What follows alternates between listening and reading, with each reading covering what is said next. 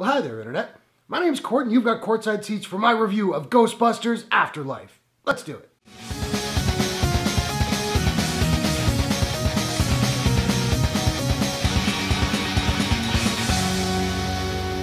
Ghostbusters Afterlife is an action comedy fantasy from director Jason Reitman and Sony Pictures. The film stars McKenna Grace, Finn Wolfhard, Carrie Coon, Paul Rudd, Logan Kim, and Celeste O'Connor. When a single mom and her two kids arrive in a small town, they begin to discover their connection to the original Ghostbusters and the secret legacy their grandfather left behind.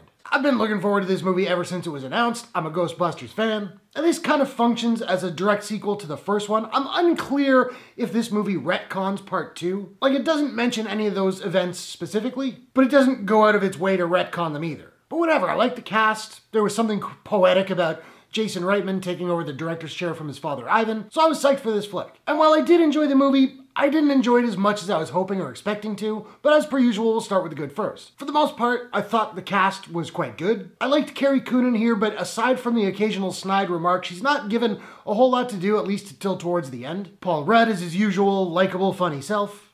Finn Wolfhard, whom I like, is also not really given all that much to do, but he makes what he is given his own. Now, there is a bit of a romance between his character and the character played by Celeste O'Connor, and admittedly, I didn't really feel all that much chemistry there, and I also really just didn't care about the relationship all that much. But this is very much McKenna Grace's movie, and she kind of carries it. I don't find that surprising, because I've seen her in a few things now, and she's always really good, particularly in The Haunting of Hill House. I also liked Logan Kim as her friend Podcast. He was pretty funny, and he shared some pretty solid chemistry with McKenna Grace. There are also a couple of pretty big name cast members in here that the studio seemingly kept secret, so that was a nice surprise. And I did like some of the humor in here. I got a couple of good laughs out of it. Not as many as I was expecting, particularly with Rudd involved. And there were a couple of jokes that existed like just to be callbacks to the original. I'm not saying that's necessarily a bad thing if the jokes are executed well, but there were a couple of real groaners here. I appreciated the fact that they used a lot of practical effects in this one. I mean, that's just the Ghostbusters way. But also, as you've seen in the trailer, the demon dogs are back, I forget what they're called. And if they'd gone full CGI on them, there would have been such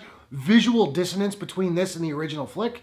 So I'm glad they didn't do that, and they looked really good. Now, I know that nostalgia can come across as a dirty word these days, and I was expecting it to be a bit of a problem with this movie, and there is quite a bit in there for sure. The score being kind of the most obvious about it, but it was not as extreme as I was thinking it was gonna be. I would actually argue that the 2016 Ghostbusters movie was more precious about its nostalgia than this one was, which I found surprising. The biggest issue I had with this movie, though, was its pacing. The movie takes quite a while to get going. Once it does, it flies along pretty well, but the entire first half of this movie was actually really quite slow and felt like a bit of a slog to get through. Having said all of that, the ending of this movie did totally get me in the feels. I had a feeling they might do a very specific thing, and I was worried that it would be kind of cheesy and like not work at all. Totally worked for me. I feel like they executed it quite well, and I actually got choked up. I think Ghostbusters Afterlife is absolutely worth watching. It's fun, eventually. It's got some good jokes. It's got a lot of heart and some good nostalgia. With that said, though, I don't feel like the theatrical experience really elevated this flick for me. And I think that unless you're a diehard and just need to see it right away, I think saving some money and waiting for it on streaming is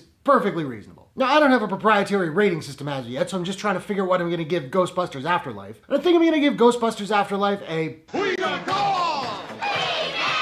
of 10.